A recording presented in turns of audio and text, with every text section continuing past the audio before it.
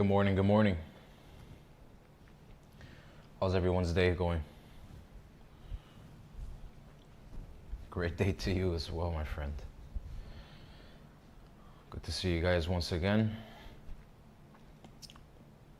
Looks like overnight we had a few changes. Oh, sorry about that. Looks like the sound is good. Good morning from Apopka. Good morning, my friend. What's up, brothers?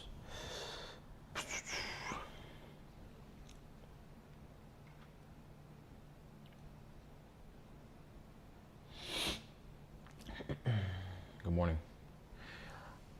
AD, let's see. I'm in a trade right now. If I lose, I'm gonna stop for 1 week flat and study and just mark up live charts. Good morning, boss. Okay. Keep in mind this right here, which is something that we saw overnight, or let's say after our session was over. Good morning, Brian. Good to see you once again, my friend. So we have gold prices gained on Thursday, supported by a weaker US dollar, for one. Lower crude oil prices as investors wait. This is the important part. This is the fundamental factor, we can say. As investors wait renewed expectations for progress toward resolving the US-Israeli conflict with Iran. So remember, guys, that we've been talking about this, right? We've been talking about this as part of the market narrative, alongside the inflation, right? Alongside the recent shift in message from the Federal Reserve itself, right? So again, these are important things to keep in mind, especially right before we go into our session, before we start looking at price action, because it started to really, let's say change. My FX, no, my real name is Sampath. Can I call you Sam? Or would you like me to call Sampath? Good to meet you, my friend. But all right, guys. So let's go ahead and get started here. We'll go over that article. Again, that was kind of just me chopping it up really quick with you guys. But we're going to go over that article. Just give me just 1 second here. Let me confirm everything is all good.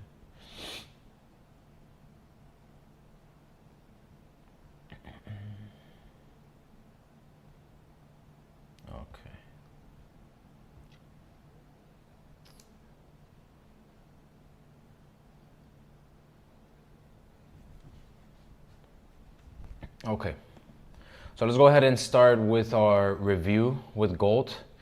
We'll quickly take a look at that because I want to do some top-down analysis once again with you guys.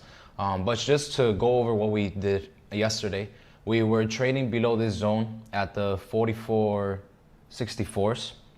We wanted to see continued sells as we were following this bearish structure and momentum that was pushing price towards the downside. And our first targets were these lows, and we understood that we needed to break below that, close below that, as we always talk about that, to make sure we have any sort of signs of continuations.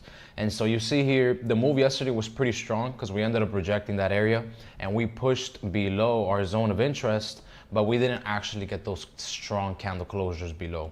We ended up just pushing back above, kind of leaving a rejection around these 44.40s. And then again, you had very short-term moves, very momentary moves below your zone of interest, below those 44.40s, right? You saw price struggling here, leaving wicks, weaker candle bodies in comparison to like how price got to this area, right? Like you see strong candles leading to this area, then followed up by a smaller candle, right? That's lost in momentum. Same thing you saw here. You have strong candles, but large wicks rejecting. Strong candles followed up by smaller candles at your area of interest, right? So it's showing you a loss of momentum right here. Once you started to get back above your zone of interest, again, you can see just how price reacted. You know, you close back above. So at that point, you know that sellers are getting a lot weaker as they are failing to push below the lows right here, below the area of interest. And then you have your push towards the upside. But now going into today's price action, seeing just how strong this push towards the upside was, we have already right here a small part of this article giving us a brief explanation. We have gold prices gaining on Thursday, supported by a weaker US dollar. So let's go ahead and take a look at dollar. We see, for example, how we're trading below our area of resistance. We broke above that area, kind of got to these wick highs, it looks like. which is what you see price towards the left. This is around the 99.5s, let's call it, just around these highs right here that price rejected. And then once more, we got back below our major area, that 99.420 zone, which is where these candle bodies are closing. And so you're getting below that. That's a weaker US dollar trading back inside of this range that you're creating, these highs, lows, right? Price action is just ranging back and forth between this area. You can see the pushes below or above are very short-lived, right? Because you have a lot of conflicting data, a lot of conflicting events going on behind the scenes, right? You have continued conflict in the Middle East and everything seems to be getting worse. And then the day after, it's like you're getting ceasefire deals, you're getting agreements. Now you're seeing progress towards a peace deal. And then it's something that goes against that narrative. And then you see the reaction of price as dollar getting, once again, weaker. Now we have that explanation as to why we have much stronger gold this morning, right? So from a technical perspective, we can see the recovery that took place once we started to close back above our zone of interest, once we started to break above these highs, which are the highs that we were talking about yesterday. So what we'll do now is we'll update price. We'll delete that area, obviously from yesterday, but we can really just update it to the zone that we have from today. So what I'm gonna mark off is these candle body lows, and then like all the way down here into this area where these lows are. So it's a little bit of a big zone. It's kind of like, it's not that big actually. The zone is, it's only like a 40 pip zone. It's really nothing crazy. But again, the point is we're marking off these lows. It pretty much lines up with yesterday. We have the candle body lows. We have wick rejection lows as well at this area. Plenty of reaction at this zone, kind of to give us that proof that buyers or sellers were interested in this area. So we have this as our new area. And of course, we're gonna adapt to this bullish price action on gold. We have to, right? We can't ignore the fact that the fundamental narrative has shifted slightly, right? It's not like a confirmed peace deal from the US and Iran, but it's a ceasefire agreement from Israel and Lebanon, right? So it's progress towards maybe more peace in the Middle East, right? That gives optimism in terms of what's going on right now in the Middle East. So again, we'll adapt to that. We obviously see the price action reflecting that as well. And so let's go ahead and make sure we have proper zones. I believe this zone at the 44.95s is an area of interest. Interesting enough, look at where we're back at, the 4500s, right? Which again, we've talked about the 4500, I think so many times already.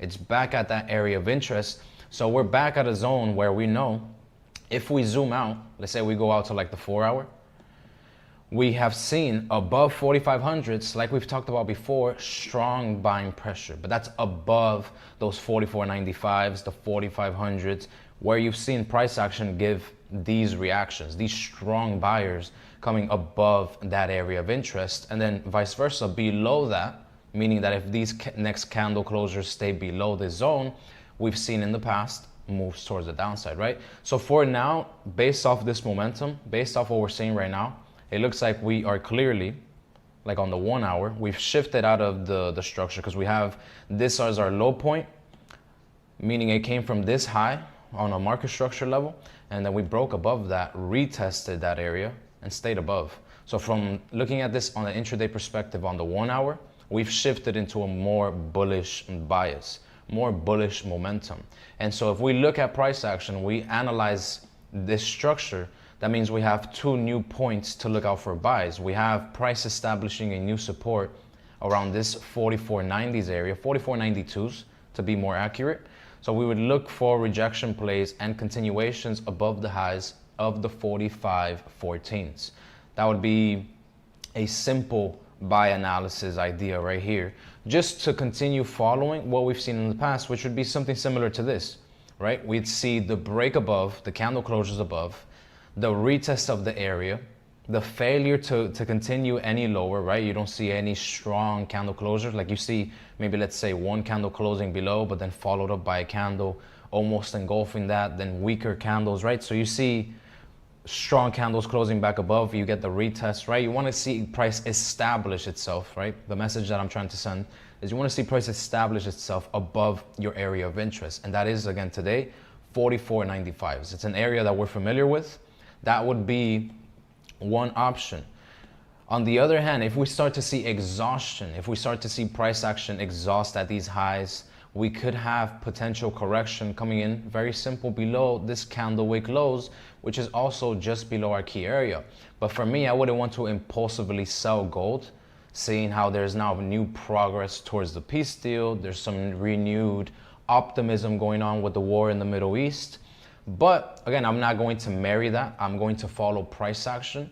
And meaning that if we start to get exhaustion, we start to see candles closing back below our area of interest, candles now closing below these previous wicks right here, this previous low wick, which I'm pointing at, which is this current 1 hour candle. You have this right here to potentially correct, right? You can still see a pullback into the 4460s and then continue bullish following this 1 hour bullish structure that we're on, okay? Does that make sense, everybody? Everybody following along? Let me know. I zoned out there for a second. I apologize. But let me know.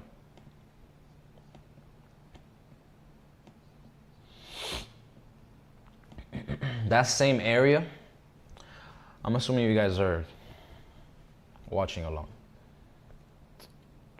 All right, cool. So the other thing, following along with the same thing we were just talking about in terms of structure, we have our low point right here, and we see where that low point came from, the exact zone on the 1 hour that we were talking about, which would be the 4460s. We've broken above that, retested that. Look at that. That's a beautiful, beautiful picture right here. Break, retest, continuation.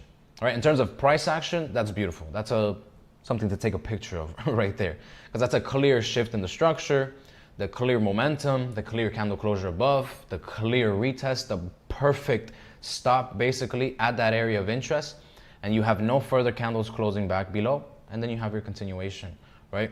So now we have 1 hour and the 4 hour flipping bullish on us following this change in sentiment right here, which is what we were talking about, which is what we mentioned, excuse me. All right. Noted. Yes. Awesome. Thank you. I appreciate you guys for giving me that feedback.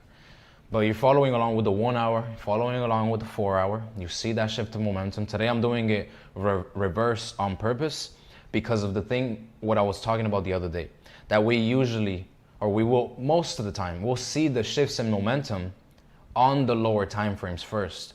From the lower time frames, that will translate to then the 1 hour, the 4 hour, the daily later on, potentially turning more bullish, going against the overall momentum, right? And I can dive deeper into that topic later on. I just want to make sure we go through gold, US 30. We have some changes in USDJPY as well. Not really, but we'll take a look at that. But again, you see that momentum shift. Like if we are to study that later, and if you guys want, remind me of that, or do it yourself, guys. Go to these lows right here, where you see, for example, that price action was very much, or clearly we can say, on the bearish side. Note how on the lower time frames first, even though let's say you're bearish as you're watching price action here, like if we go to the 1 minute, this is the replay mode, by the way, guys. This is not live price action. This is just me giving that example. If you look at the replay mode on those lower time frames, you see that price action is bearish, but again, the shifts in momentum come from the lower time frames, and then they shift onto the higher time frames, right? Like you'll see price action, for example, maybe failing to continue to push and break new lows. You'll start to see price action start to break above areas of interest like these highs, start to break above other areas of interest like these highs as well. So that way you start to know that the momentum of these sellers is starting to get lost, unless you see the continuations below your lows, right? To create new lows. And that way you know, okay, momentum's still pushing in our favor. So here, for example, you're still looking at price action, still bearish as you're pushing into new lows. You have these new highs to list off. You know, okay, price action maybe is now more bearish below your zone. Let's stay below this area. Look how you break above and you retest that zone. Same with this new zone right here. You understand, okay, overall, we're still bearish. We'd want to maintain below the 4460s. We want to maintain below the 440s. Look at how you see the shift in momentum on the lower time frame. You see price action go from being more bearish to now flipping structure on those lower time frames, and little by little you get now new candle closures on those intraday time frames. And you get the stronger confirmations, like stronger confirmations being candle closures on the 1 hour or on the 4 hour, closing above your area of interest. So now you continue following along. It's like, okay, I have the intraday confirmations in my favor. Looking at those lower time frame during session, I understand where I need to stay above. I would have to stay above the 4460s and break above these highs to continue on this bullish momentum that we're now in. To break out of that bullish momentum, I would have to reject these highs and break below these lows, which also lines up with the key area. So you watch price action, you just let it be, and then what do you see?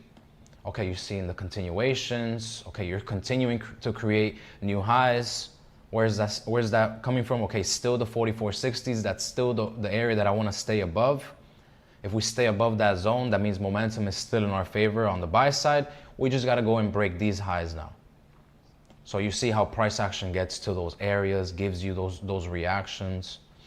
This was overnight. This was London session when this was taking place, right? The rejections. Look at price action just failing to break any lower, right? It sort of creates this range, this liquidity range right here. You still have these same highs that you want to break above if you're going to continue on that bullish momentum without breaking these lows. And what do you get? Okay, now you have further pushes, a new high, a new low, right? You follow along with what I'm saying. And now look at where we're at this new area, right? We have our new high, we have our new low. If we're going to continue on this momentum without chasing certainty, just chasing probabilities, seeing that candle closures are in our favor, the fundamental shift has happened.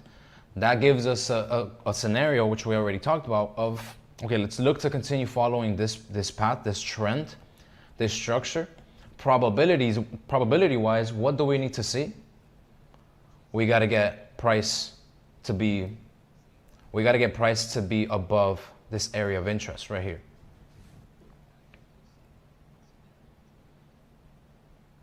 Does that make sense, guys?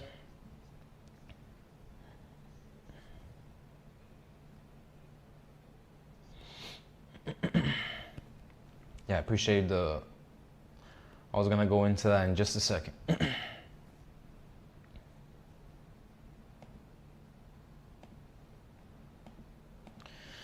I just wanted to quickly review that. But you guys are up to date on that. You understand that?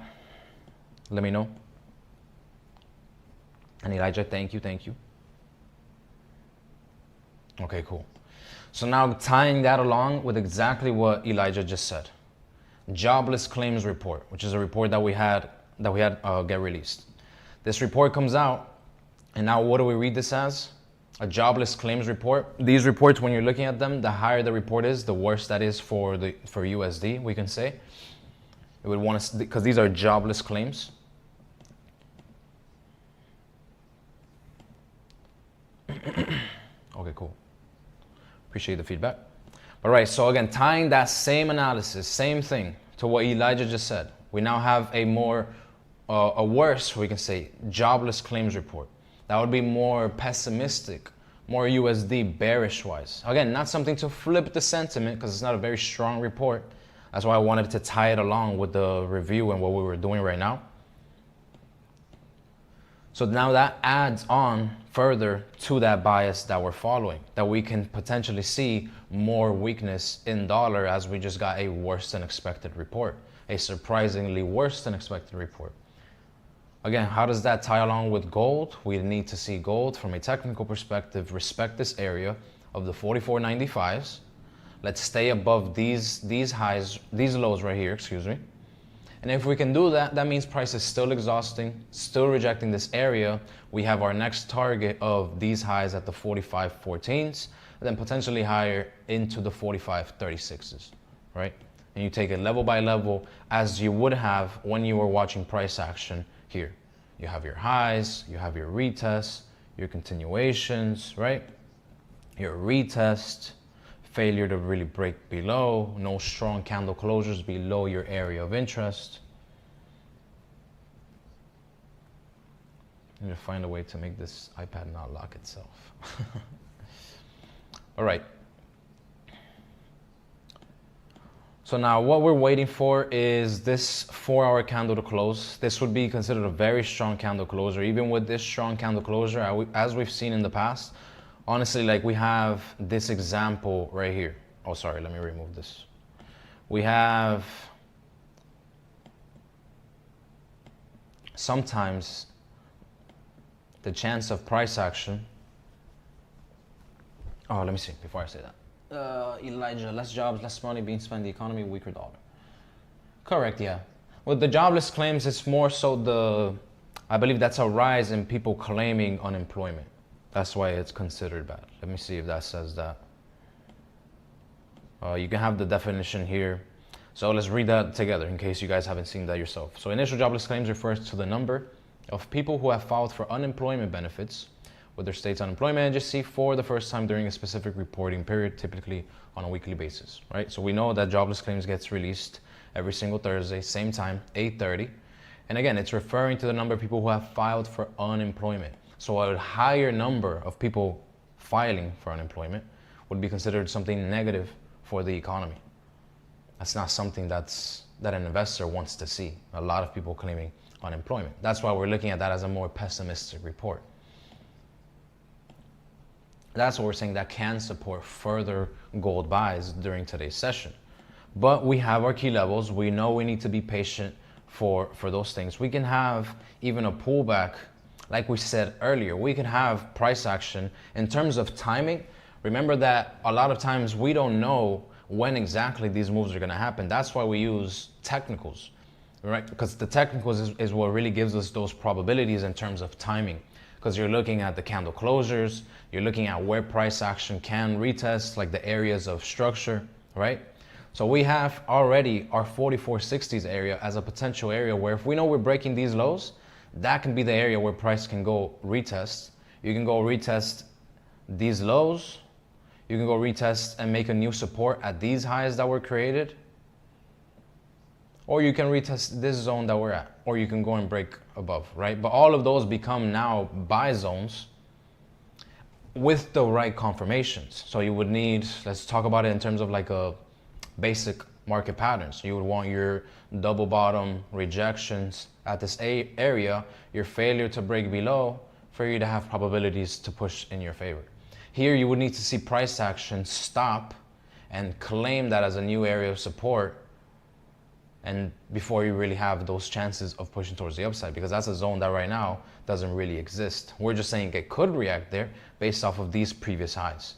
You know, it could make a new area there at the 4481s. But again, you would have to wait for price action to give you those confirmations. You'd have to wait for price to get there, and you got to see the interaction between buyers and sellers at that area of interest, right? You have to wait for the technicals to align. Same thing as we're doing right now, which is what we're seeing still take place. Price is still rejecting this area. We've seen a few retests of that zone on the lower time frames as we've been speaking here. We haven't seen the jobless claims report didn't come out going against that, right? So again, we have that buy zone, which we talked about earlier. And then we have this as your continuation where you have potential mirroring of that move or correction of that move. And we can expect reactions around this zone right here.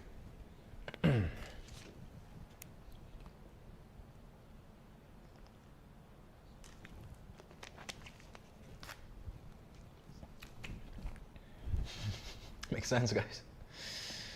All right. So gold is pretty clear. Let's take that on to US 30. As expected. As expected, same thing with optimism. We're honestly with the same analysis almost, with a few different zones. Like even this zone, we can keep it. Just maybe adjust it a bit. And then we have these lows that we're very far from, but still good to note. Those lows that got created, we could even say a little bit higher than this. Just around where we have more candle bodies, wick rejections right here. That would be a good zone right there. We have also, look at this on the 4 hour. No, I'm not gonna put anything there. Yeah, we have a potential area on the 4 hour around here. where on the 1 hour, we've seen also some reactions in the past. We're seeing current reactions there right now. Clearly with this momentum that we're on with the US 30, let's look at that quickly on the daily time frame. We have a high, our low, our high, a new low that got created. Basically, it looks like price action is just continuing to push towards the upside there structure-wise. Same thing with the 4 hour. We had this as a high, this is a low, a new high. We broke below that area.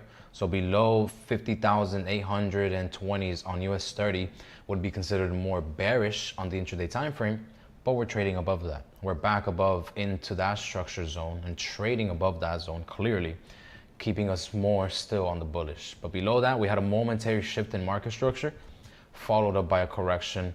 Most likely, same thing with the terms of with the optimism going on in the war in the Middle East. So you have further bullish price action on US 30, 1 hour as well. Just like that. Same thing with this one. It was this low that we were looking at.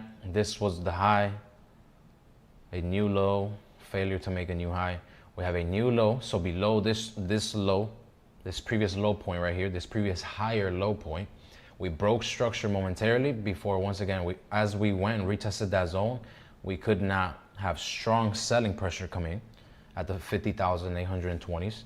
And then we had further pushes above that area. So we're continuing basically with every time frame being bullish on US 30, and that's the momentum. But in terms of correction wise, just like we're doing with gold, right? We always want to be prepared for any possible scenario, so we're at least prepared.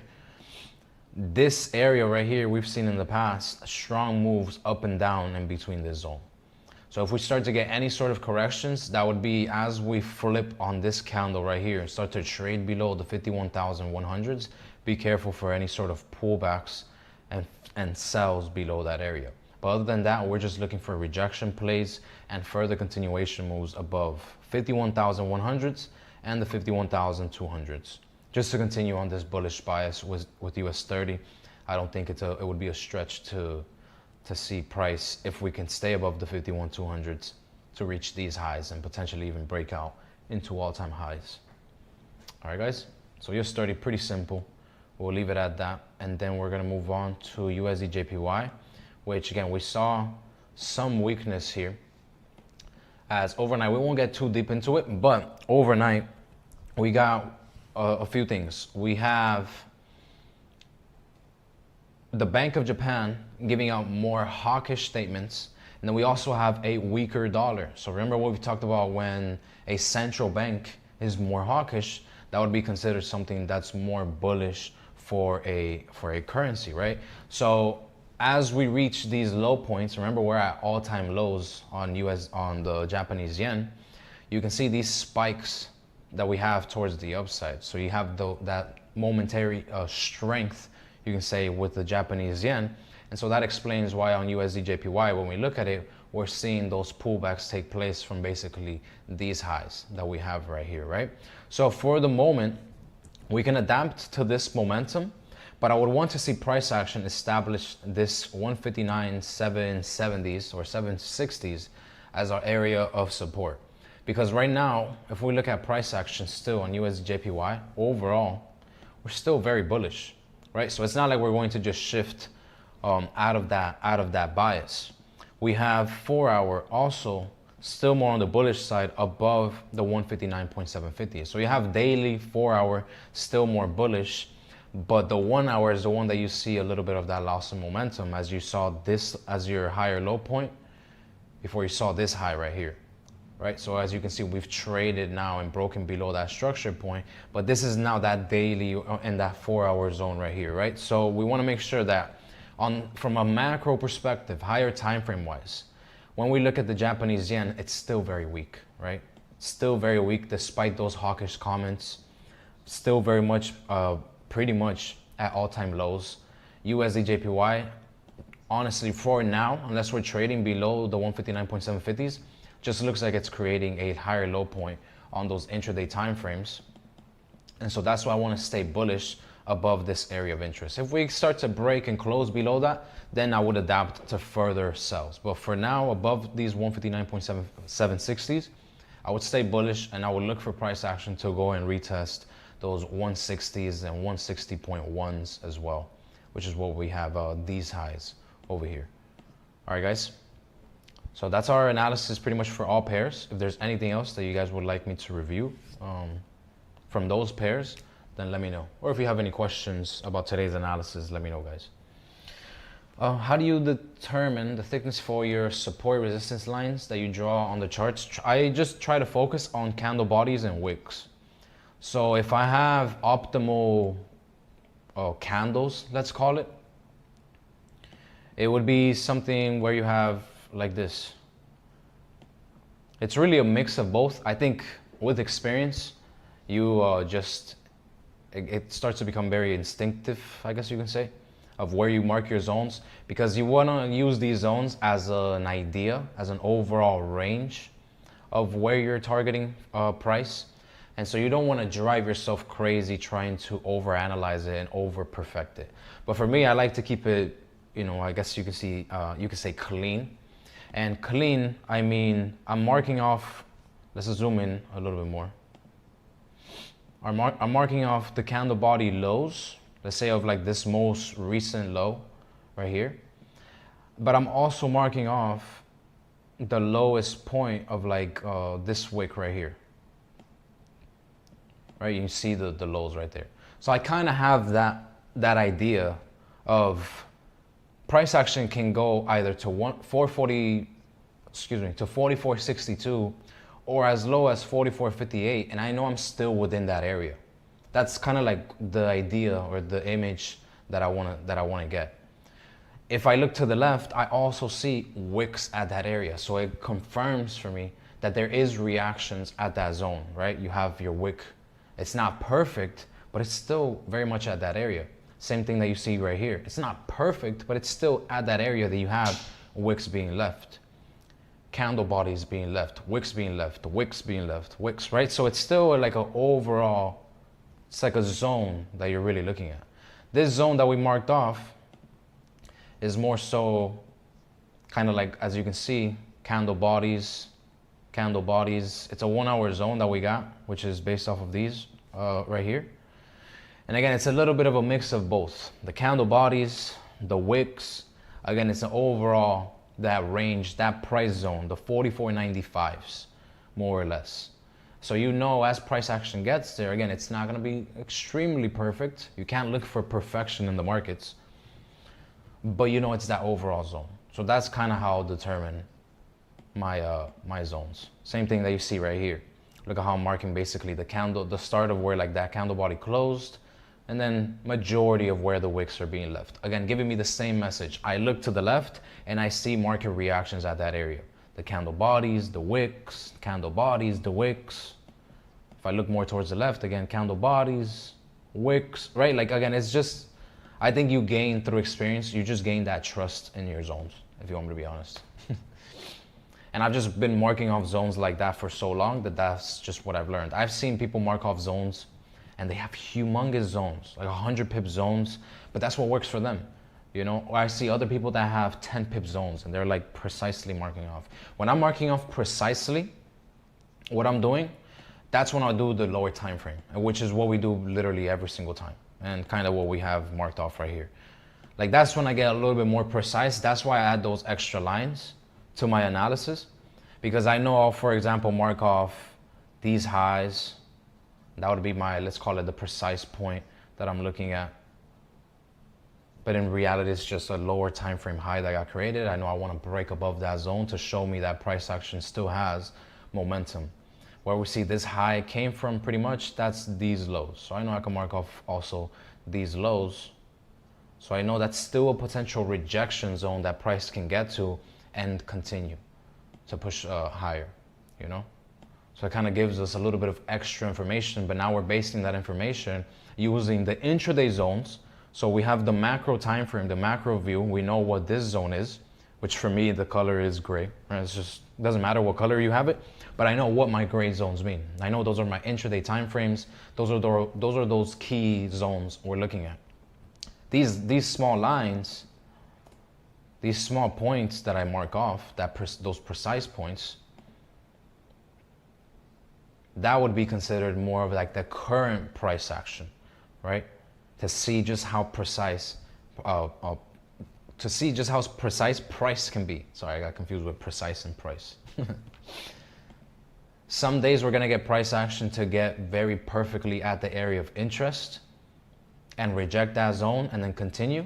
Other days we'll see momentary breaks below that zone and it goes to a recent area of interest that was created on the lower time frames.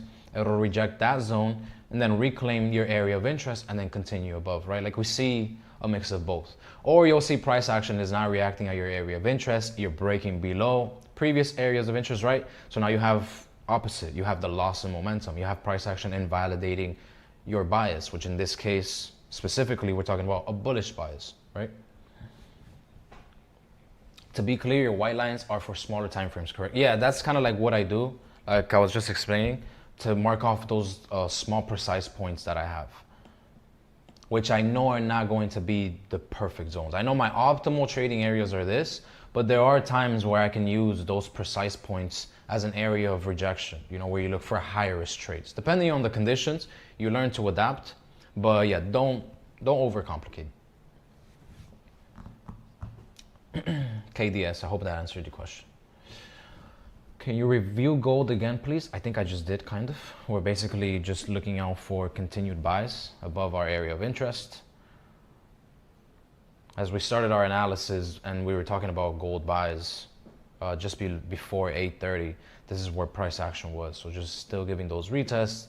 Then you have jobless claims being more on the weaker side, or bad for dollar, we could say. And then you have your continuations. You're close to retesting the highs. Right now you're getting a little bit of pushback here, but looks still solid. Today's news probably means US 30 or gold is likely to sell, right? No. No, that would be from... I would say only gold can sell off if we're trading below or closing below the 44.90s. If we're doing that, then I would say, okay, we have price action exhausting, we have buyers exhausting. Be on the lookout for pullbacks against this bullish momentum. But for the moment, based off what we've seen with the recent ceasefire talks, recent new progress and potential deal making later on, Trump also saying that there is some progress in the deal, but if there's a deal that's going to be made, it's going to be over the weekend.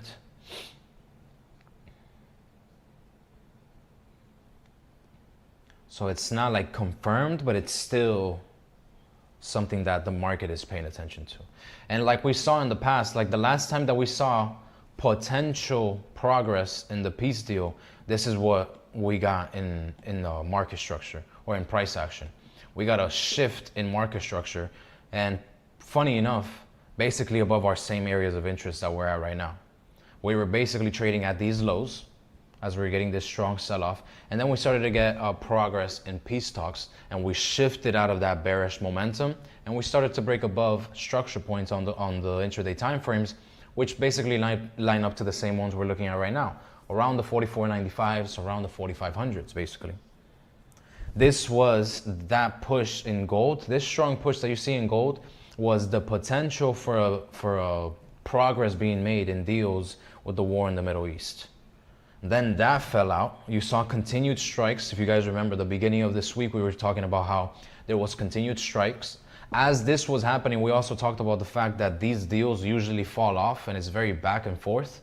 So be aware of price action overall still being bearish, because the conflict in the Middle East continued. That's what we saw take place. And now once more, history repeating itself. It's like the same script that we're following here. We see further progress being made, new peace deals in the picture, and you have structure being changed from price action perspective, or from a technical perspective, on gold. From basically the same lows, we are a little bit lower this time, recovering above same price points of interest.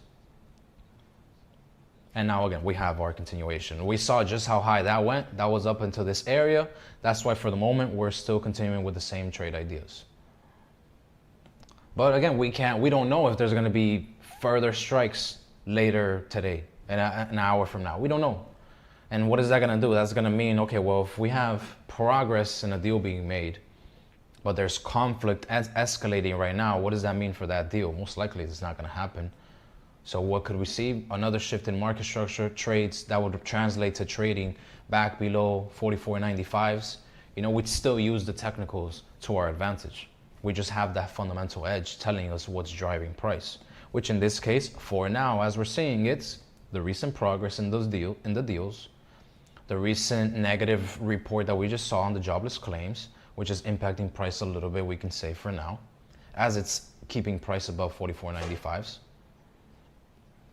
So now we're just watching price, we're being patient, seeing if we can continue on with the momentum or another retest. So far, we've only gotten like some retests, some aggressive plays, we can say, at the beginning of our stream as we were doing the review, which I believe I saw someone say that they had taken trades.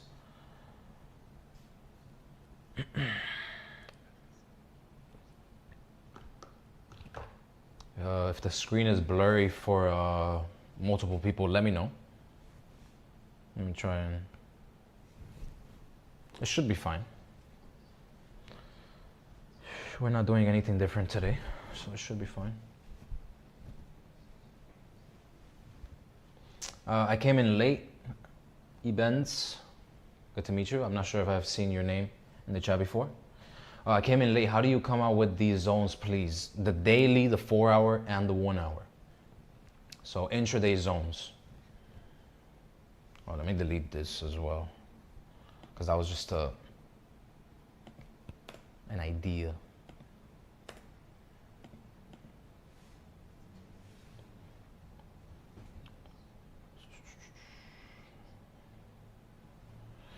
Tomorrow is the big day, guys. Tomorrow is NFP. Let me see something.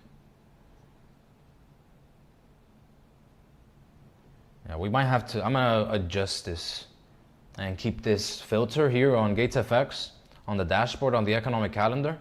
In terms of importance, medium and high is what I'm gonna start using from now on, just because that way we know when there's gonna be some more Fed speeches, because these speeches are maybe not that impactful to price, but it's still a message that that is being sent. Usually these things, I have it marked off and only on high impact, because those speeches and that sort of thing, you, at least for me, I see it in the morning articles that I read.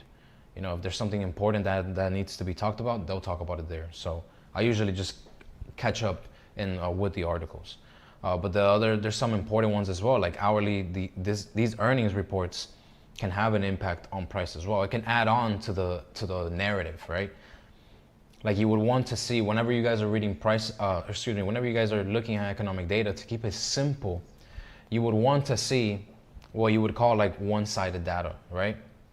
Because you have data pointing towards one side of the picture only, whether it's bad or whether it's good, one or the other. When it gets mixed is when things get confusing. That's when the message is not very clear. So the idea for, let's say, tomorrow, seeing that a lot of these reports from this week came out fairly positive, right? Like we had some strong PMI reports, strong job openings. We had we had this report as well, more on the positive side. Factor orders also good, right? Like all of this data so far this week, well, in the US, it has been pretty much positive. Today was the first time that we see a little bit of a surprising rise in unemployment right there, right? And that's the only thing that has gone against every other piece of information. So that means that, or excuse me, I don't want to say that means, but that implies that we could see also a good report tomorrow, a positive report. We can see a positive or higher than expected NFP report. So if we wanted to see tomorrow, let's call it one-sided data, we would want to see stronger NFP, weaker unemployment, or at least the same. So at least the idea remains the same in terms of like, okay, well, the US economy still healthy. Employment levels still healthy. Make sense?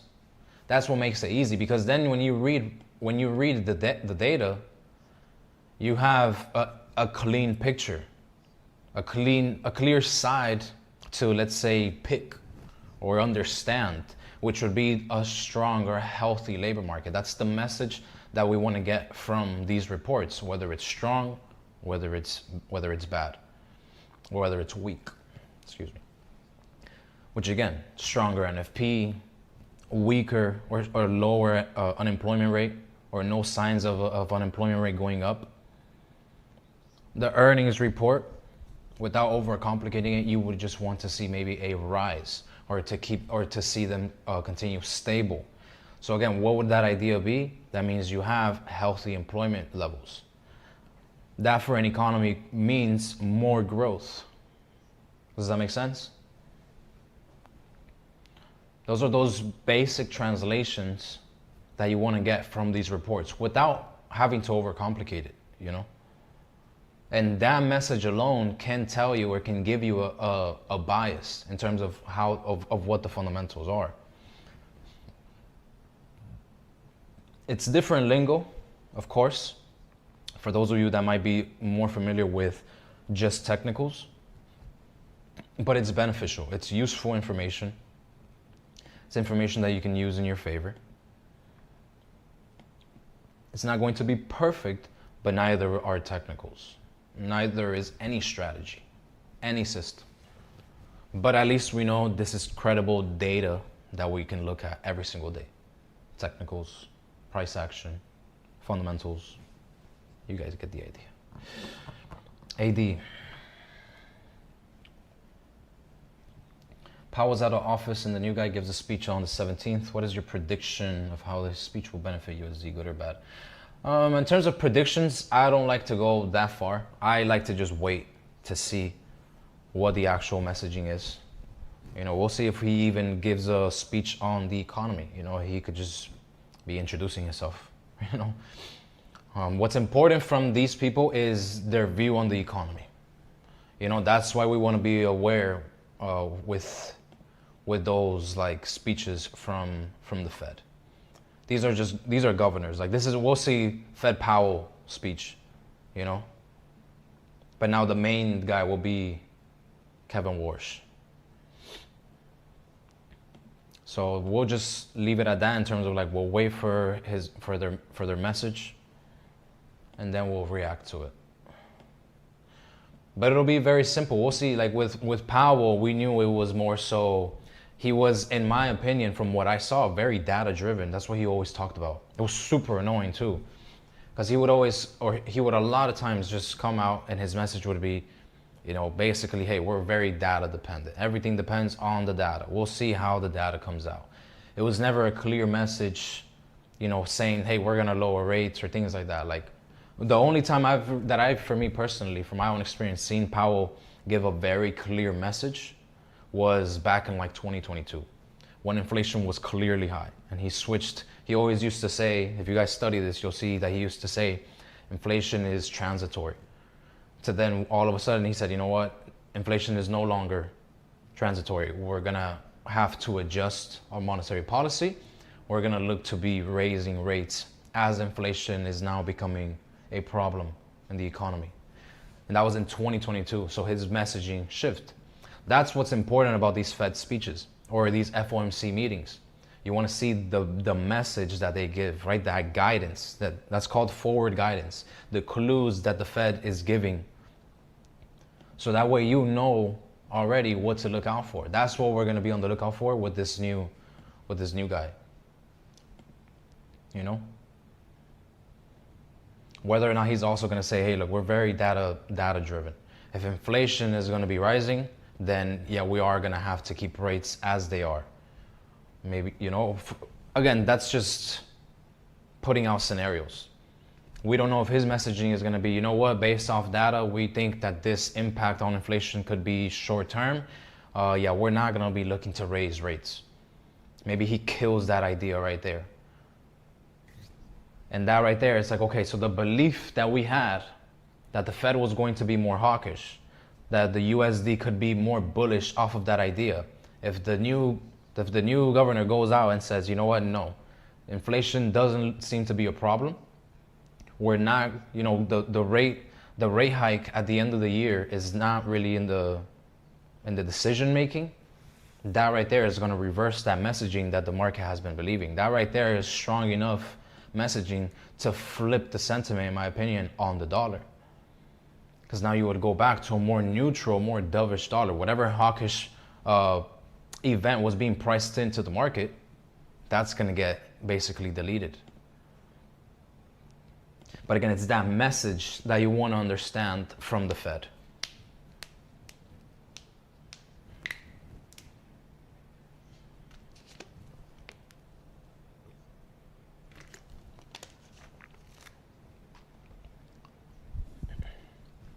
All of those reports, all of those meetings, what I would want you guys to understand is that it's part of, like, how could I explain? It's more so part of like a basket, you know, and certain things fit into one or the other basket. And each basket is either bullish or bearish. That's why I always try to keep things simple when it comes to fundamentals as well. You know, without having to overcomplicate it, I want to understand whether that's bullish or bearish for a specific asset class, without having to predict too heavy into where price is going to go. I more so just understand the view and the picture or that narrative, and then I just take it level by level with price action. And all of these reports, all of these things that we see, I'm not entirely sure what your concept of fundamentals were before, let's say, joining these sessions. But as you guys have seen, it's not like it's a new thing every single day, and we have to do a deep research on fundamentals every single day. You know, it's not that complicated thing that you see maybe people talk about online. It's as simple as understanding the narrative, and then everything else that happens once you understand that narrative is simple, an addition to that narrative or something that goes against that narrative. And when you're looking at one specific asset class or one pair, you understand where that may drive price to, whether it's up or down. That's the basic translation. So we're using double tool right there, the translation of fundamentals into that aligning with the technicals. So don't be, I guess you could say, intimidated by these reports. Don't be intimidated by some new articles that you might start to read. Because again, you're not trying to overcomplicate it. You're not trying to understand everything and become a macro analyst and economist.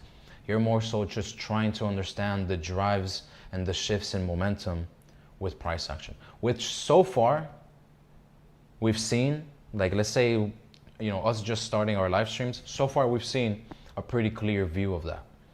And just how well the markets will adjust based off the different things going on in the market. So that's what we'll continue to do. Okay, we're nearing NYSE now. Gold is still above our area of interest, of course, as we can see. Let's take that onto here. Look at US 30. US 30 still closing super strong. 1 hour as well. The only thing is just right now in terms of buys, you're really more so at this point, you're chasing buys as you're reaching an area of interest where in the past we've seen strong sellers come in at. So that's one thing I would be cautious of. Because again, overall, yes, very clearly bullish, but you're definitely buying high, we can say. So yeah, everything 1 hour, 30 minute. 30 minutes is giving a little bit of signs of a slowdown here. Oh, it's also the 15 minute, like look at how strong the candles are on its way up. And then as they reach this area of resistance, look at how weak the candles are getting. So be careful if you continue to see exhaustion here, as you could get a pullback, at least here. If we see just how strong price action is right now, like if we note this and we go on the whiteboard and we see the pushes that price action is doing, which is, let's say a strong push a strong push, because this came from these lows, and then the pullback is fairly small. Another strong push, pretty small pullback, strong push, small pullback, strong push. this here would be considered still a pretty small pullback. So 51,120's pullback and rejection and a continuation of this zone, or excuse me, this price action that we're seeing could be very normal. So let's see if we can get any sort of pullbacks, a respect of this area, and then overall still continue on this momentum that we're on. That seems to be fairly strong on US 30. Just based off the exhaustion that you're getting at these highs. The wicks being left, this is US 30 on the 15-minute time frame, showing us exhaustion at this key area of interest that we've seen in the past. So that's why we're talking about, well, if we stay below that zone and are not trading or establishing above that, then that's where we can be on the lookout for those pullbacks. Either take advantage of that or be patient and see if you can form that support at this area of interest, and then look out for those continuations. Or wait for price to maybe pull back a little bit, reclaim those highs, and then be on the lookout for those further buys above that.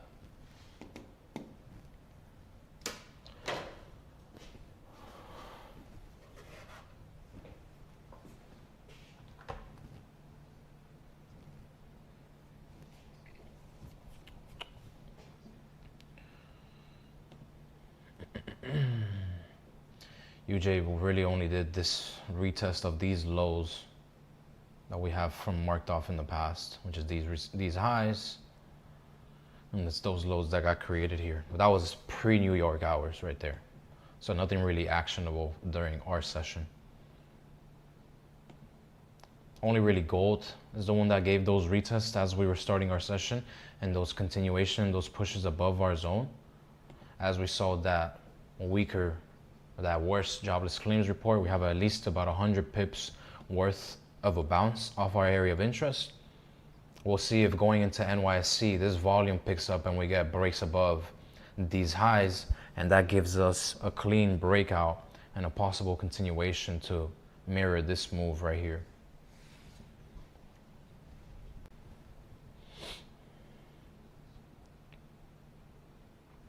Without going too in depth on that, I'm very much still within the 50 and 60%, more so 50, I would say, in terms of win rate. I still take some losses, but as most of you should know, with a 1 to 2, 1 to 3 risk to reward on majority of your trades, you know that you don't have to be winning every single trade.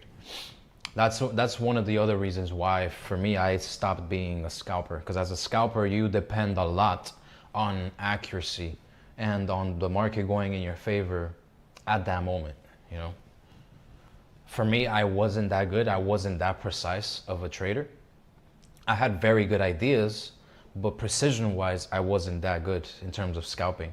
So that's why I had to shift into other styles, other alternatives that fit more so with myself. But yeah, still, and my losses really don't come from stupid mistakes anymore, which is what's good. Right now, my losses are just controlled losses. It's losses that I very much was prepared to take before I entered the trade. So I'm not too worried about that.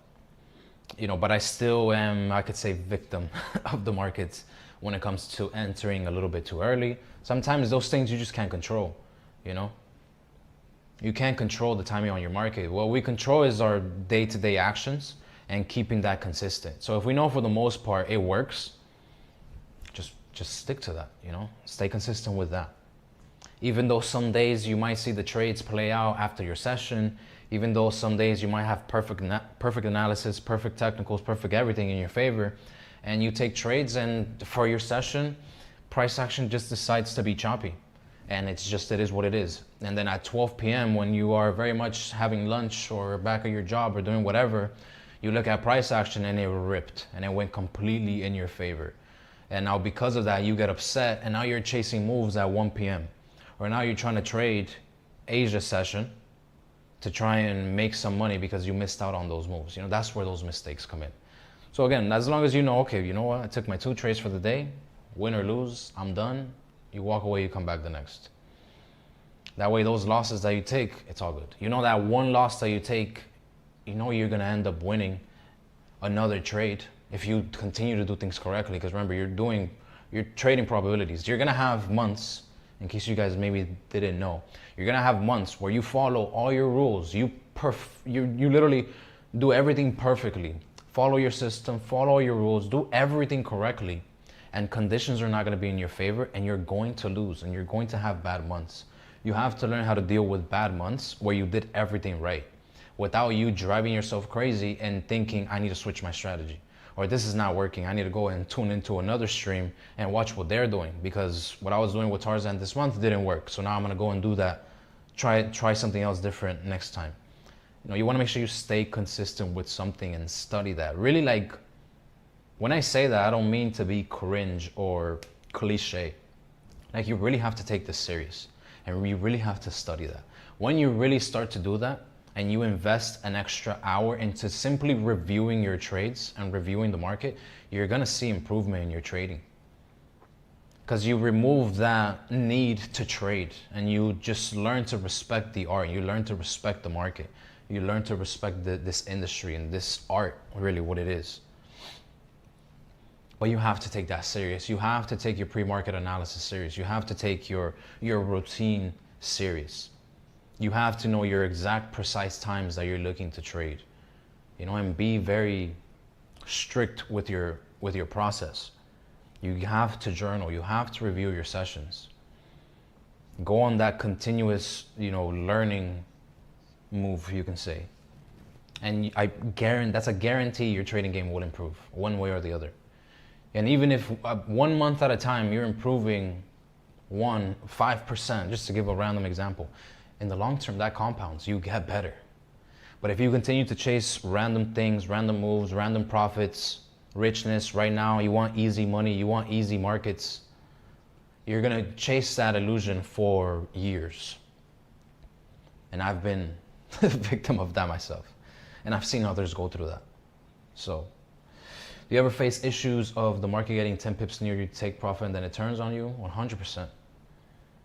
No, 100%. That happens to this day, you know, which is unfortunate. Sometimes it'll be because of spread. You'll be like a few pips away, but because of spread, maybe you didn't get the best entry.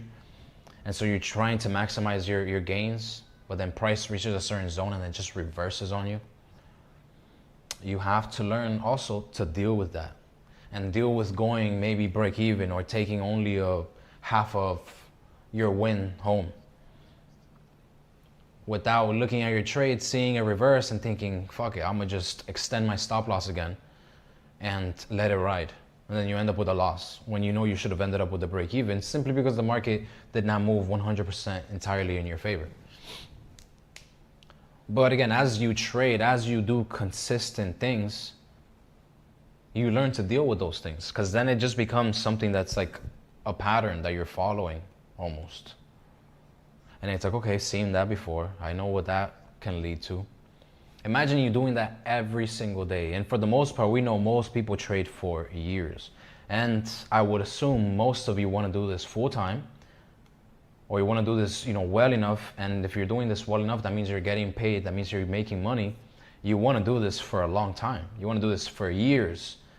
So wouldn't you rather from the beginning start doing things correctly and take your time with that? Like, if you know you're going to be involved with this for 10 years, 20 years or more, why are you rushing it 1 month in or a few weeks in? And then like a few weeks in, you're expecting to have the perfect strategy, the perfect system, the perfect results. And because you don't have that, you're over here just driving yourself crazy trying to chase that. Just relax, just chill. Take it day by day. It's a learning experience. Know that with those reps, just like at the gym, you're going to get better. But you have to put in the correct amount of reps. You can't just show up to the gym and just lift random weights. Like, that might be good to a certain point. There's going to get to a point where you're just going to be like, okay, we need a system behind this. We got to go to the gym, and you know what? Instead of doing legs, calves, shoulders, and chest, and you're here back and forth, and abs, and it's like all over the place, let's start organizing things. Let's go and let's focus on our back. Let's focus on upper back. You know, like, it's the same thing. Same thing with trading. Focus on the correct things. Do that for a few months. See how that plays out. See how that works out. You're going to have books or journals. Literally, it should be. Like if I were to show you guys the journals that I have on like my Word documents, bro, it's thousands of words. It's countless hours of just analysis on different pairs, reviewing different trades, back testing sessions, reviewing fundamentals, seeing how that affected the markets. But it was, you know, constant work, you know.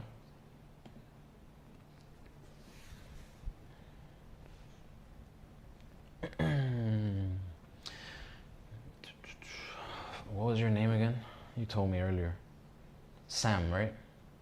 I believe you told me your name was Sam. Or Sampath. Sam. I'll call you Sam, if that's okay with you. Sam, what is the best value to maintain RR in general? I would just say at a minimum 1 to 2. So that way you have less of a pressure to win all your trades. When you're doing 1-to-1s, you're either doing very short, like short moves.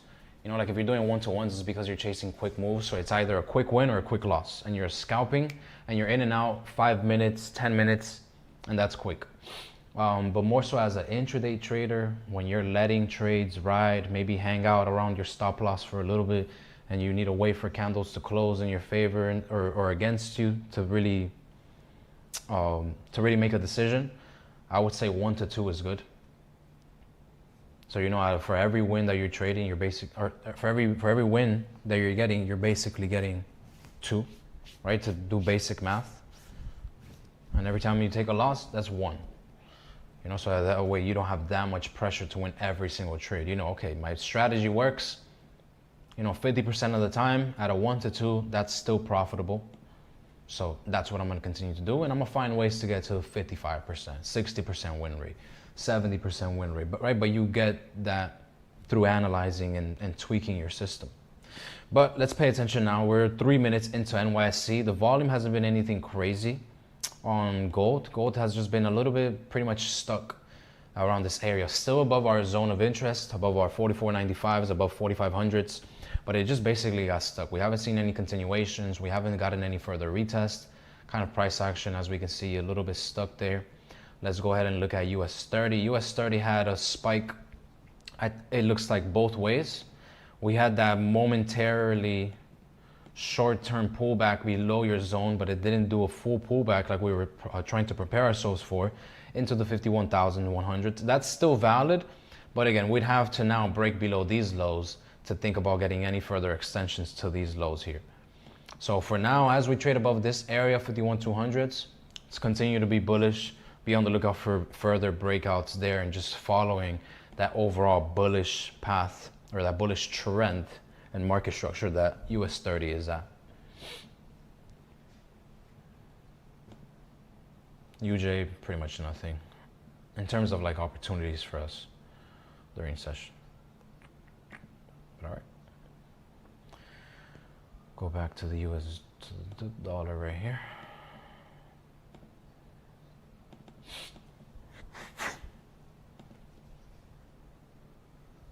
We'd have to watch this area on the dollar as well. If we see any sort of signs of recovery, that could increase the chance of us getting maybe a little bit of a pullback on gold, but that's still below our area of interest. Or if not, ideally we just continue to see maybe further weakness on dollar, either just pausing at this zone or breaking lower, and that can help with our bias on gold. Because again, gold just seems like it's struggling. It's been in between this zone here, kind of like a range between the lows and the highs. Still pretty large range, but obviously we're not out here trying to trade a range. You know, we're either waiting for optimal zones of our lows or those high points. So let's see if this momentum can pick up. We're getting some sort of volume here on the buyer side. We have price action that we'd want to start to break above this area here, these highs.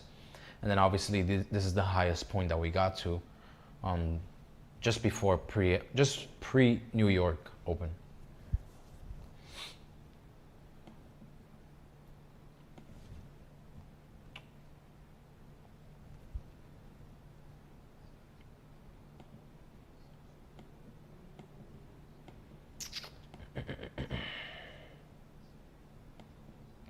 Let me see. Let me ask you guys a question. In terms of like topics, because I know a lot of people, and this is based off of conversations I've had with people, When I ask people like what do they think fundamentals is, I'll have people tell me that it's what they see on Forex Factory. So how many people, just to be honest, how many people believed or believe that fundamentals is simply opening up an economic calendar and looking at the red reports, you know, the red folder news events, like those NFPs, and you open up Forex Factory and that's what you believe that fundamentals is? You know, it could be something that you've learned, or do you know or understand that it's more than that? And again, there's no shame in that. Just trying to see where your guys' head is at.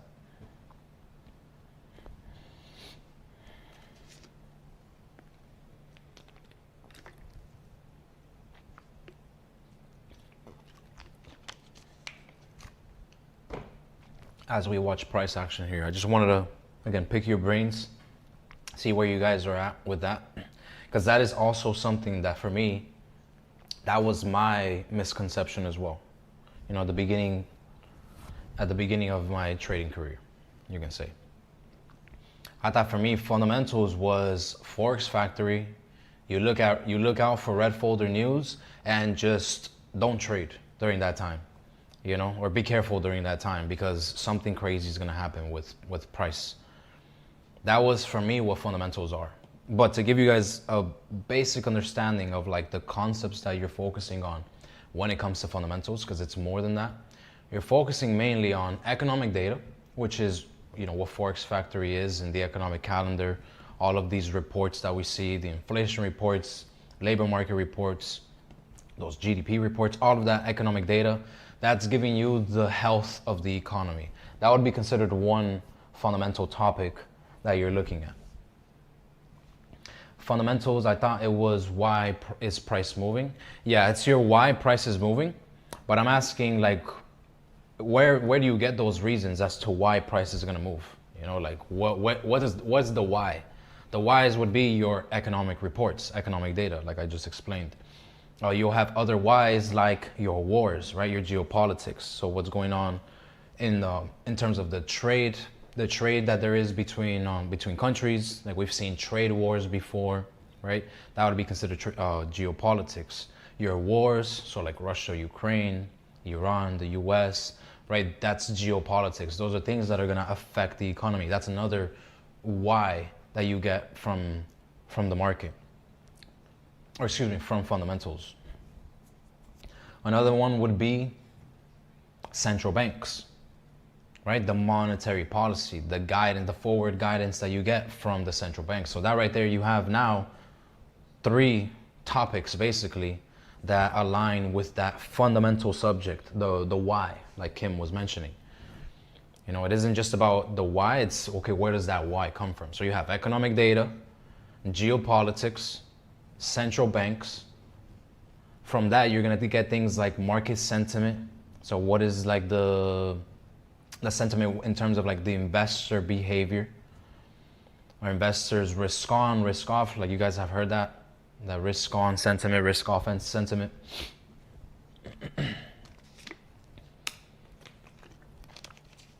Fundamentals is a combination of those subjects tied into one another, because they really more so they tie into one another.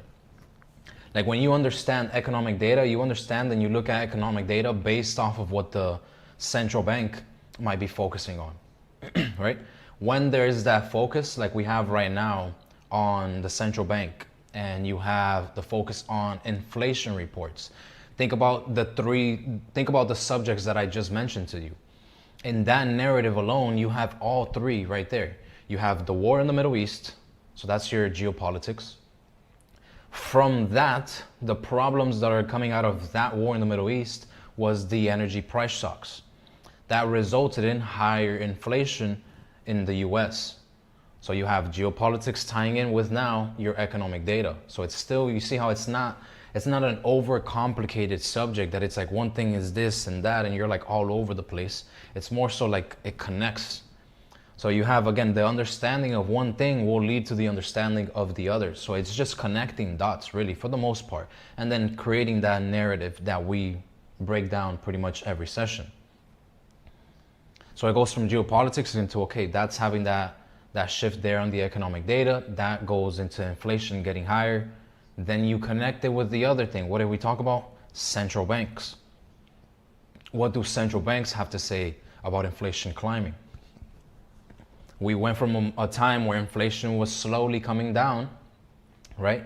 The Fed was cutting rates because inflation was coming down, so they wanted to keep rates lower as the economy can handle that. So as long as inflation was coming down, they were safe to bring rates a little bit lower. To now overshoot the inflation going below 2%, and they have less growth. And it's because they had higher rates for too long. So what they were doing is, okay, as inflation was coming down, let's lower rates slowly, right? To give the basic definition. So it now ties in to that.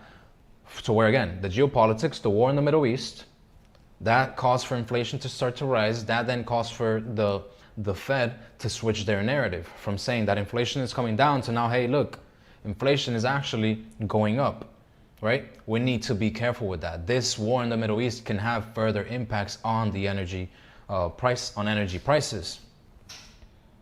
So it's a combination of all those things that we talked about, all of those subjects. And that gives you, again, understanding of okay, what does that mean for the market? Which, again, it's a basic definition of bullish or bearish. But it's using all things and seeing how that adds on to the narrative. So now that's why all of these reports that we're looking at for the inflation reports, we have now that understanding. As long as inflation is climbing, let's say hopefully not, we already know the message that the Fed is going to give. We already know that the Fed is going to be more hawkish. Again, that right there is our signal. That's our message. Now we look at dollar and we understand why dollar can be more bullish on the macro timeframes based off of that idea. But again, you see how it's all combination. It's not overcomplicated things. And then you'll see these things, again, you just react to it as more data comes out or gets released. Hey, the comprehending all of the new terminology of how each word and report affects the market is all new to me. But did you understand everything that I just say right there? I tried to say it slowly. That you can rewatch that and take notes on that. And that's right there a clear fundamental picture you can say to really get into the basics of those fundamentals, to give you that understanding. Because you're going to see, the reason I say this, I don't say this to just rant. I don't say this to just blurt out information that's useless. I say this because these are the concepts that we're mainly going to be talking about. And these are the concepts that the market mainly focuses on. That's why we're going to talk about them. So again, to follow along with that narrative, which is what you've seen us do every other day. We watch out for the economic data. We understand the Fed narrative and their forward guidance. We understand what's going on with the war in the Middle East. As far as we know, nothing else is really impactful right now that is impacting price in terms of like us looking at the USD. And you see that shift across the board. See it in the dollar, you'll see it in the yields, you'll see it in oil prices, all being affected by basically the same things. Throughout those fundamentals, you have your events that happen, your crisis, you have recessions. All of those things, they have a meaning for the market. A recession, just off the top of our heads, we know that's bad. So if we go and study recessions in the market, we're going to know how the markets are most likely going to react. How do we know if there's maybe a recession on the way? We're going to see that in the inflation reports. We're going to see weaker labor markets. We're going to see weaker GDP reports. We're going to see contracting reports. We're going to see PMI reports coming out below those growth levels. So you'll see the economy contracting. You'll see the labor market start to suffer. You'll see inflation start to come lower, right? As you have less growth. So again, that all adds in to the same narrative. Okay, well, the economy is suffering, labor market is suffering, that's bad for the economy. What does that mean for the Fed? As the economy is suffering, you see maybe the dollar is just pushing lower and lower because the economy is suffering. But then you could see the Fed shift their narrative to now saying, you know what, we're going to lower rates. We want to see the economy start to grow. Now that's going to shift the narrative and that's what you're gonna look out for. So it's just reacting back and forth to the events that take place. And it's most of the time, like other than the random events, like the COVID, right, and those things, and like the wars, those are those things that you have to adapt to, and obviously you have to catch on as it happens. Everything else is mostly kind of like on schedule. Your FOMCs are scheduled, economic data is scheduled, so you have an understanding of when these things can come out. So that's why, again, tomorrow for our NFP report, we know what we're looking out for. So far, economy still looks healthy. If we continue to see a healthier economy, that's still more bullish USD. And it's also more bullish USD, not only because of the fact that it's a positive for the economy, but during a time where inflation might be rising and the economy is still overheating, still very much active, that can lead to further inflation. That means a more hawkish Fed, because the Fed has to put a pause on that money that's being pumped into the economy. So again, it's all things that just tie into one another. And you just learn, it's like you're fighting the market. You're bobbing and weaving. To be honest, I understand 30 to 50%. It's all good. Trust me, I don't expect for you to just pick up on everything that I say and understand it right away. But that's why I say take notes and go and do your own research, because that's what's gonna really give you that understanding. Listening to me is one thing, but remember, I'm here freestyling. I'm here doing this raw. This is just things that come at the top of my head, and I'm just going with it. Based off of, what we're talking about in the chat, based off the current market. Yeah, I see that. We've left that small range and we've slightly broken above our highs. We want to start to see maybe like at this point, that 15-minute candle was pretty strong. That's good for one. We would need to see this next 15-minute candle ideally break above without getting back into that range low. That would be ideal, because we literally precisely went to that same area again and we're having reaction, but we're still overall on that momentum. So we still can see this low as like an area where price could still retest and then still overall continue. But ideally we start to now break out of that range high, give us some new higher lows, a new high. Let's see if we can stay above that higher low point right there on the lower time frame and then break above. That gives us an increased chance of us breaking out higher on gold. So right now we literally reached the highs, and look at how precise we stopped there. So still obviously getting reactions around those 45.15s, pretty precise there.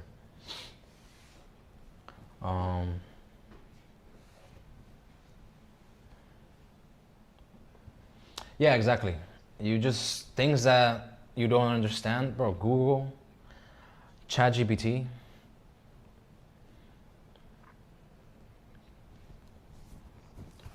I try to stay away from ChatGPT when I do research until I have like really good notes. Like when I do research with chat is because I have notes that I'm giving it and I'm trying to understand the concept.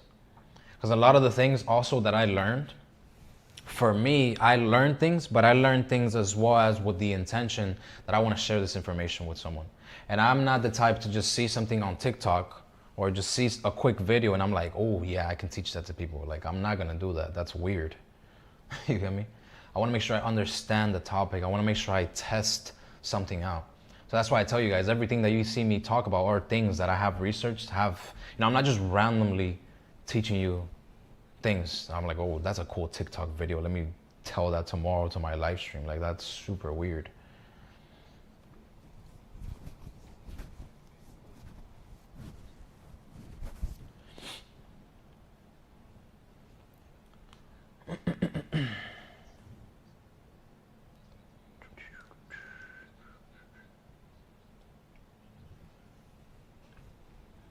As time progresses, you'll see. And as long as you keep on joining these streams, you'll see how the concepts play out in real time.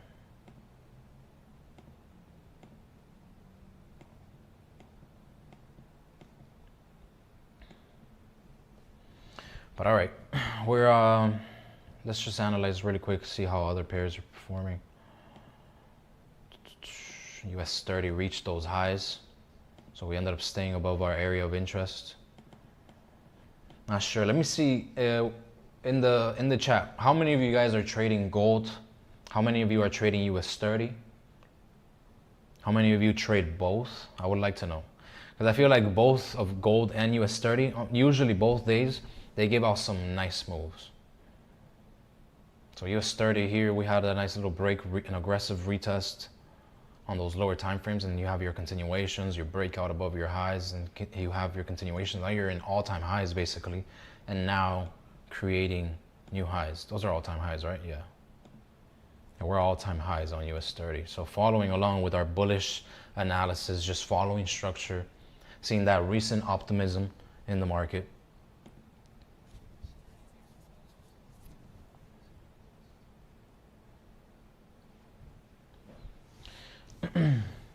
Yeah, I do, to help me stay aware with things. I'm signed up for the most part, like that's more so a paid service. But I'm also subscribed to like Reuters. I'm a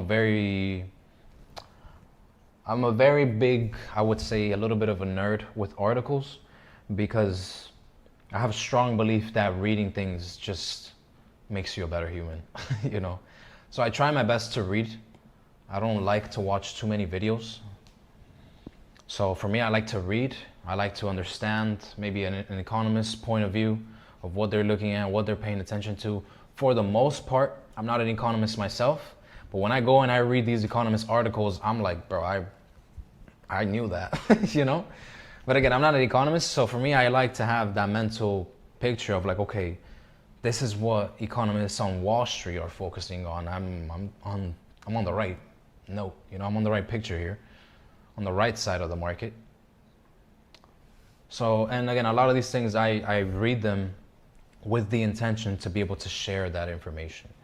So for me, it's not as simple as just, this isn't a copy paste of anyone. This is genuine experience I'm sharing with you guys, because it's really all I know I can do. But all right, let me see. Both US30, okay, so I see a few US30. And you guys, I would like to see more of your guys' point of view, especially on US30, because I know a lot of times we'll sit on gold and we analyze gold really, really well. And US30, we kind of will leave it to the side, but we see that the moves still that take place are very, very strong. And they follow along with the majority of the ideas that we've listed out. It's just, from what I've noticed, very aggressive. But do you guys take those trades based off of those ideas? Which again, I'm sure with these ideas, with proper and good analysis, we should be almost on the same note. Obviously, just different entry points. Some people maybe are looking for more momentum trades. Other people are looking for reversals, this and that. That's where entries get a little bit mixed with the point of views, with the perspectives there. But I would like to know. That way I know if you guys are actually taking advantage of these moves. I know if Zwan is here, I'm not sure if he is. I know he has, I've texted him and he has taken some nice US30 moves. So it's always, again, it's always good to see whether or not people are understanding the analysis good enough to be able to take trades and to help them with their own trading journey.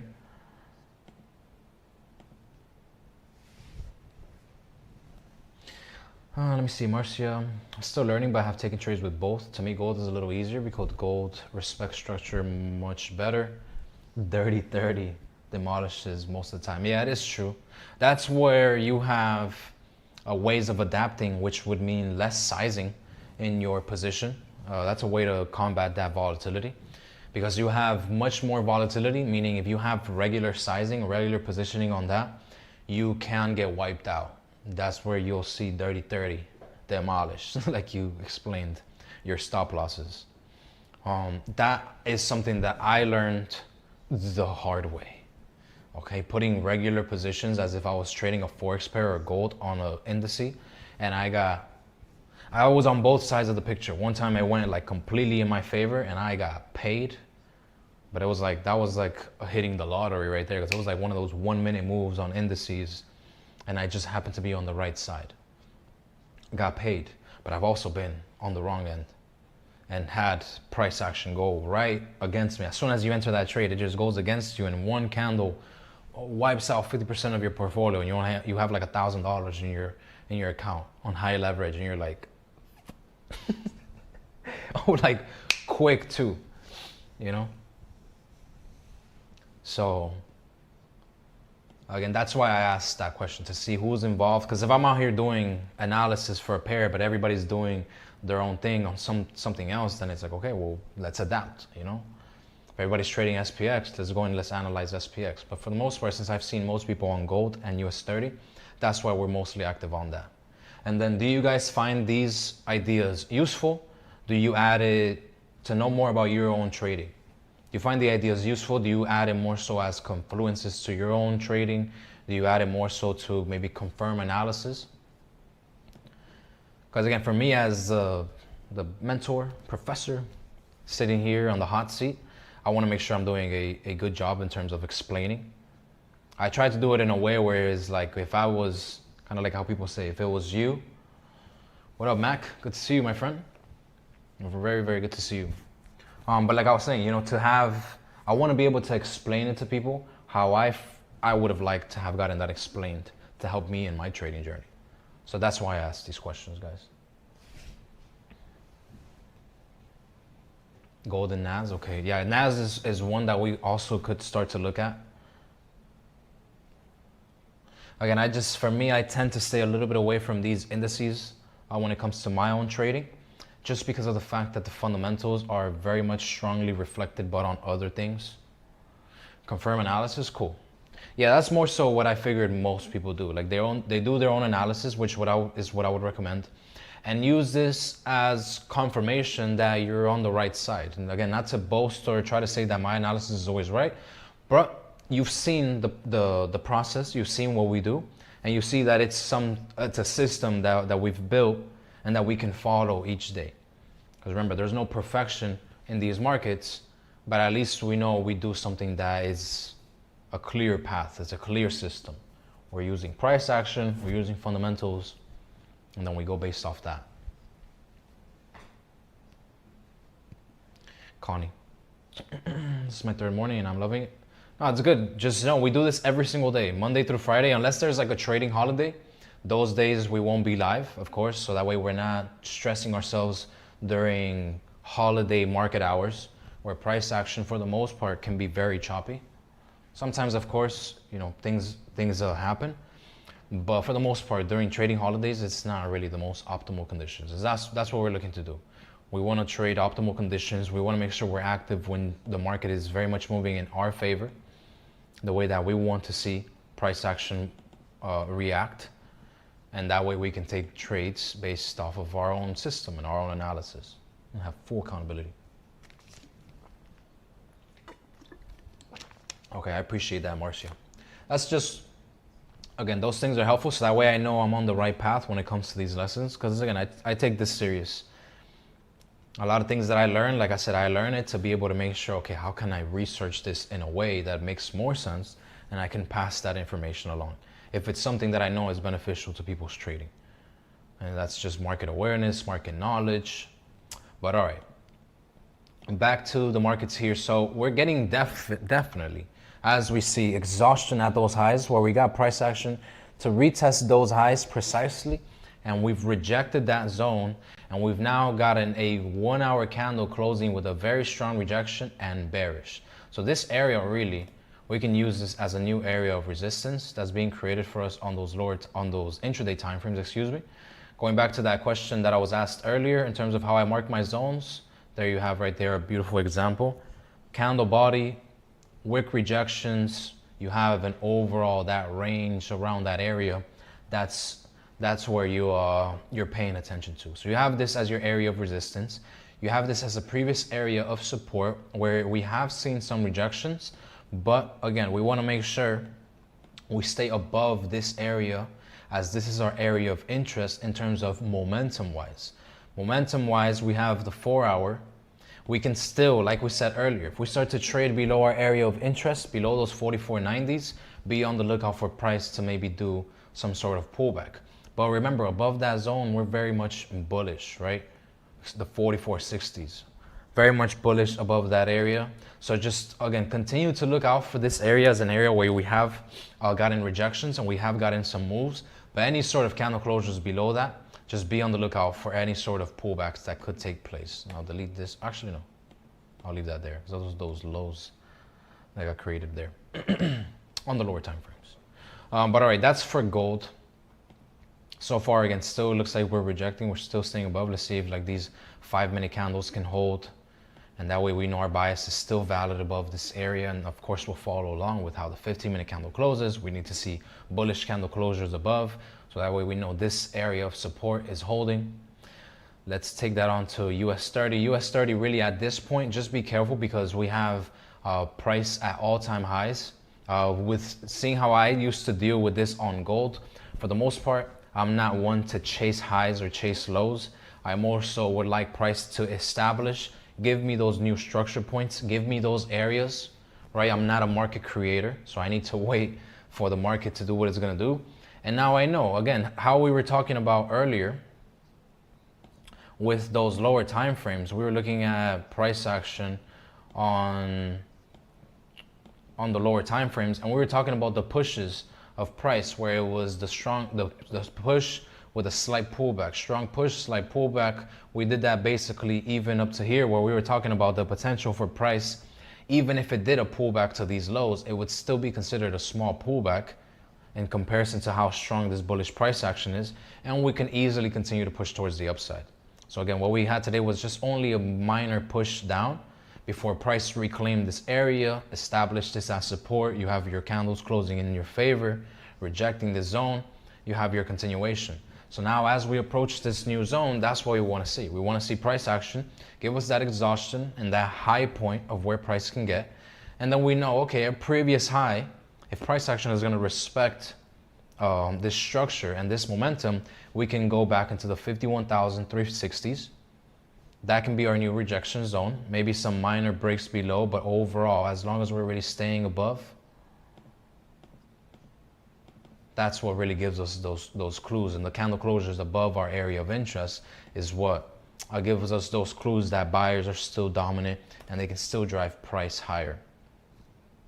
USDJPY, again, for our session, nothing actionable really because we didn't have any full pullbacks. We haven't had any strong momentum there. Overall, though, we know that our bias remains very much bullish on USDJPY. What we have to be cautious of is we're very much nearing an area where we've seen very strong selling pressure come from.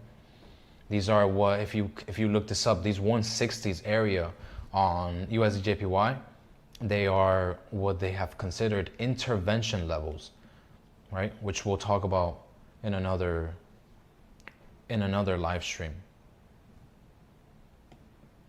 So as you reach these levels, you've seen previous price interventions, which is basically just the Japanese yen being propped up. So you'll get the Japanese yen being propped up, the dollar gets sold off. Where's the Japanese yen? Oh, sorry, where's USDJPY? Right. So again, if we get strong exhaustion off this area and further breaks below our structure points on those intraday timeframes, be careful if you start to see that shift and that reversal start to take place off of these high points that we've seen price reverse from. All right. So unless anybody has any more questions, guys, I believe we can call it a stream. We have tomorrow.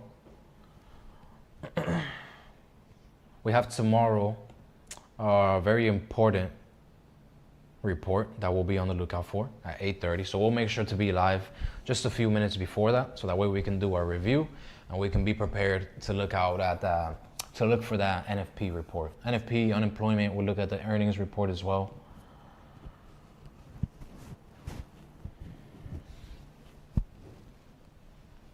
Appreciate you guys for the feedback. But yeah, I'll give you guys about another minute or so to see if you guys have any questions. If not, then we'll call it a day.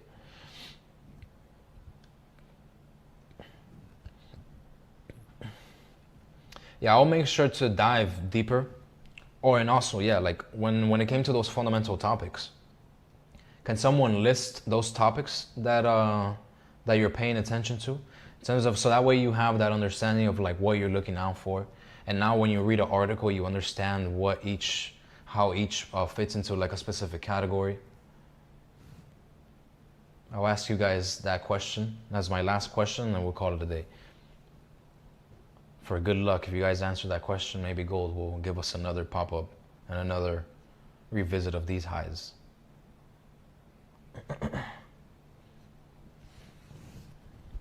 Yeah, let me see if you guys can list those topics. It was mainly like 3 topics that I said be on the lookout for when it comes to fundamentals.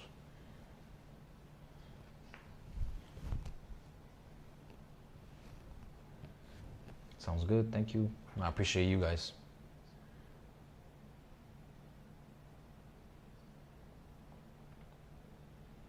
Yeah, we'll be here tomorrow early.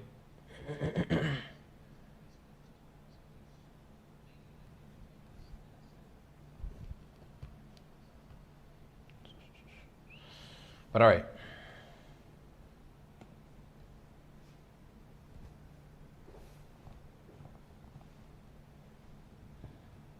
AD, I appreciate you answering. But remember, it was economic data, central banks, geopolitics.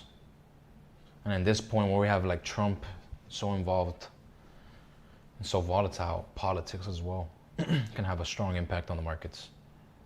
Yeah, exactly. We're talking about those topics that have a strong impact on the markets. That's what I meant to answer. But yeah, exactly. Central banks, economic data, geopolitics, politics. There you go. Yeah, appreciate you guys for answering. All right, last question, and then we'll call it a day. What do you think is the biggest mistake you should avoid making in trading? Just doing random things, to be honest. Not having a plan, not following a plan. I think that's a silly mistake. Once you don't have a plan and you're doing all those things and you're doing random things, that's where your trading just becomes random. So every month is just a waste. Every trading day is a waste because you're just doing random things. You're not following a specific system. You're not following a specific strategy, you can say. Something that you can reflect on and see whether it's good or not. And as we talk about that, we have gold breaking those lows. This, for me, is not like an immediate sell. This is more so of a be careful, as you have seen now, basically the loss in that momentum. Unless we reclaim this area, then at that point the exhaustion would be very strong off of those highs. And again, that's where we would prepare for deeper pullbacks to take place. We need to see candle closures above. So like, let's say, for example, this 15-minute in the next 5 minutes, ideally closes above. We don't want to see 5-minute candles start to close below, because that means momentum is picking up against that. Do I use fair value gaps? I do not. But again, that's what we would need. The closures above your zone, like we saw earlier when we were doing our analysis. The closures above, failure to trade below, you have your push towards the upside. That's what we would need to see for buyers to remain active above this area. Dollar, as we were talking about, a little off this zone, the 99.200s, getting a little bit of a recovery. Same time we're seeing some recovery off of dollar. It's the same time we're seeing a little bit of recovery here, you could say, with gold. So that's what I'm saying. Be careful, be cautious of anything below our zone of interest. You have now 5-minute candles starting to close below. We need engulfing candles closing back above your area to reclaim that area to continue pushing price towards the upside. Excuse me. But all right, guys, we won't make this too long. Just adapt to price action, stay smart, trade smart, everyone, and take care. I will see you guys tomorrow. Remember, NFP, tomorrow's a big day, so make sure you tell your friends, make sure you hit the like button, subscribe, have those notifications on. We will be live early tomorrow. I'll make sure of that. And come prepared with your own analysis, come prepared with your own scenarios, be ready for what we're gonna talk about. So that way you know you're gonna be prepared for any scenario. If it comes out bad, if it comes out good, if it comes out mixed, you already will have that understanding of what the market, how it could behave. And then we'll just adapt to the actual prices that price is at during tomorrow, which we'll see.